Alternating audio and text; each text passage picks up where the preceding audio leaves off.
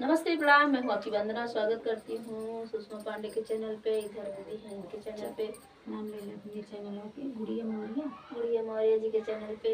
आइए प्यारा सा बेटी विवाह गीत लेके आए हैं। कैसे लगेगा कमेंट बॉक्स में बताइएगा और चैनल को सपोर्ट करिएगा, अपना ढेर सारा प्यारा आशीर्वाद दीजिएगा। बेटी विवाह गीत, बेटी विवाह गीत।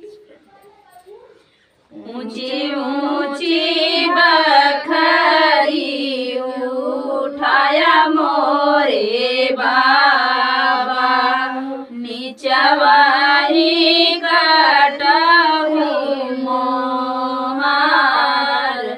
ऊंची ऊंची बखरी उठाया मोरे बाबा, नीचवाही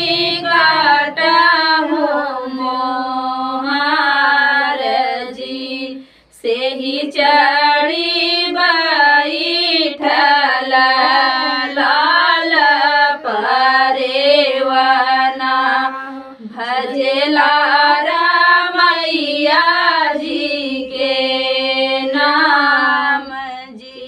बकरी के आगे पीछे घूमले दूल्हे रामा, परिग परेवना पे ध्यान जी।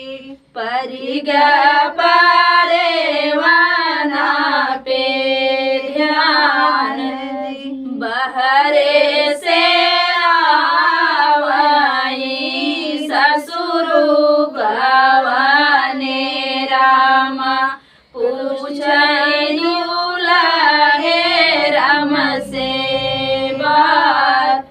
बहरे से आवई ससुर गवाने रामा, पूछया गे दूल्हे से बात जी।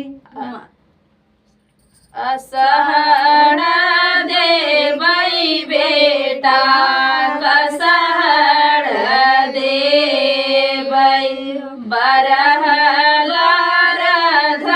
धेनु गाय।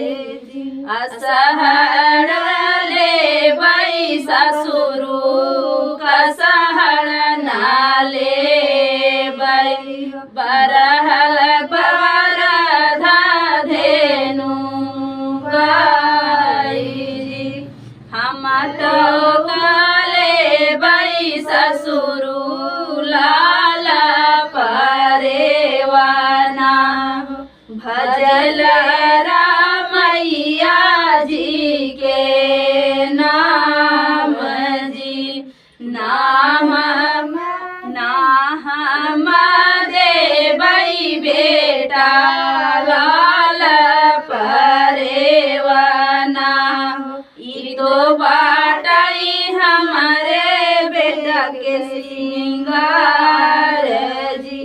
दुआरे से आवई सरवा कवाने रामा, करन जी जाजी से बात जी।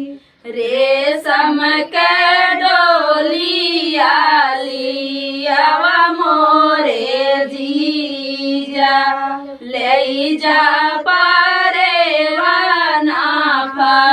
फसाई जी।